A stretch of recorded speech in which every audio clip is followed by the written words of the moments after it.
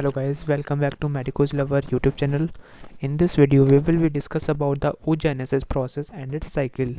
This video is very helpful for the students. Let's begin oogenesis. तो oogenesis क्या होता है? ये हमारे जर्म सेल्स होते हैं present in the male and female both. Male के अंदर जो जर्म सेल्स होते हैं उनको मेल जर्म सेल्स कहते हैं और जो फीमेल होता है उनके फीमेल जर्म सेल्स होते हैं. मेल जर्म सेल्स आगे जाकर के फॉर्म क्या करते हैं? स्पर्म का. जबकि फीमेल जर्म सेल आगे जाकर के क्या फॉर्म करेंगे? ओवा. अभी हम मेनली oogenesis यानी कि फीमेल जर्म सेल्स की बात करने जा रहे हैं. फीमेल जर्म सेल्स हमारी एम्ब्रियोनिक स्टेज में प्रेजेंट होते हैं.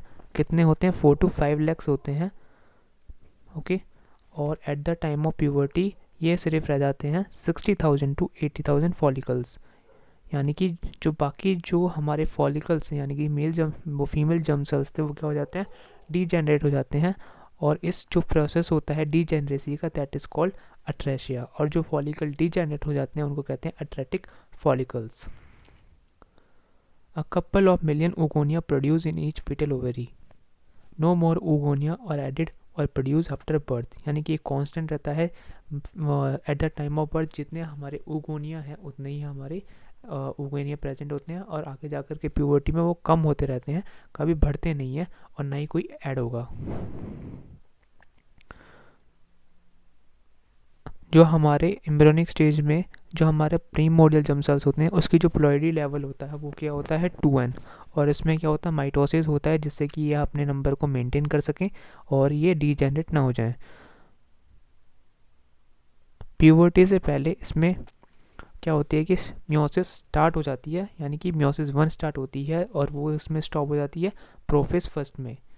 अब जब प्यूबर्टी आती है तो इसमें जो चेक पॉइंट्स होते हैं, जो साइकिल जो हमारी कौन सी सेल साइकिल होती है उसमें जो चेक पॉइंट्स होते हैं वो क्या होते हैं? इनको अलाउ कर देते हैं और क्या होता है इसमें मियोसिस री अगेन स्टार्ट हो जाती है. उससे क्या फॉर्म होगा? हमारा फर्स्ट पोलर बॉडी का फॉर्मेशन होगा और क्या होगा? हमारा सेकेंडरी oocyte का फॉर्मेशन हो जाएगा. और सेकेंडरी oocyte का जो प्लॉइडी लेवल होता है वो हमारा क्या होता है? n होता है.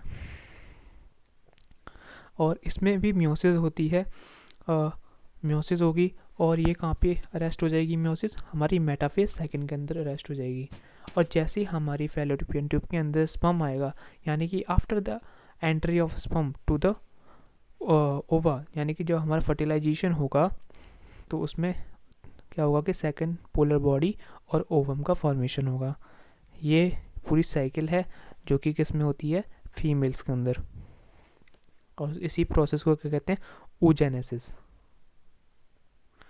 अब oogenesis के पैरेलल में हमें फॉलिकल्स का भी थोड़ा सा देखना है ताकि जो प्रोसेस है वो साइमल्टेनियस होती है. उसको हम यहाँ पे कोरिलेट करते हैं इस वाले स्लाइड से. तो eight the time of birth जो हमारी जर्म सेल्स होते हैं यानी कि कौन से सेल्स? Primordial germ cells. वो क्या होते हैं? हमारे oogonia होते हैं. और oogonia के बाद उसमें न्यूट्रिएंट्स का डिपोजिशन होता है, सेल्स का डिपोजिशन होता है. मैक्सिमम अमाउंट ऑफ हमारा जो फॉस्फोलिपिड होता है और मिनिमम क्या होता है? हमारा कार्बोहाइड्रेट. यहाँ पे हमारा प्राइमरी oocyte, ये 2n क्या रिप्रेजेंट कर रहा है? Primary oocyte. और ये क्या रिप्रेजेंट करेगा? Primary follicles. प्राइमरी oocyte और प्राइमरी फॉलिकल्स में डिफरेंस क्या है? ये हमारे जो प्राइमरी फॉलिकल्स है उसके अंदर क्या हो जाएगा? कुछ सेल्स डिपोजिट हो जाएंगे that is called granulosa cells. ये कैरेक्टरिस्टिक है प्राइमरी फॉलिकल की. और यहाँ पे एक थिन लेयर डिपोजिट हो जाएगी जिसको हम कहते हैं थिन लेयर ऑफ स्ट्रोमा. ये यहाँ पे जो ग्रैनुलोसा सेल्स हैं वो यूनिसेलुलर हैं. अगर हम इसका मॉडिफिकेशन करें, अगर हम प्राइमरी फॉलिकल से सेकेंडरी फॉलिकल्स में जाएं तो हमारे जो ग्रैनुलोसा सेल्स हैं वो मल्टी सेलुलर हो जाएंगे. उसके बाद हम आते हैं टर्शरी फॉलिकल्स पे. टर्शरी फॉलिकल की कैरेक्टरिस्टिक्स है कि जो हमारी यहाँ पे थी सेकेंडरी oocyte, ये वाली सेकेंडरी oocyte, यहाँ पे कौन सी थी? हमारी प्राइमरी oocyte. ये चेंज हो जाती है सेकेंडरी oocyte.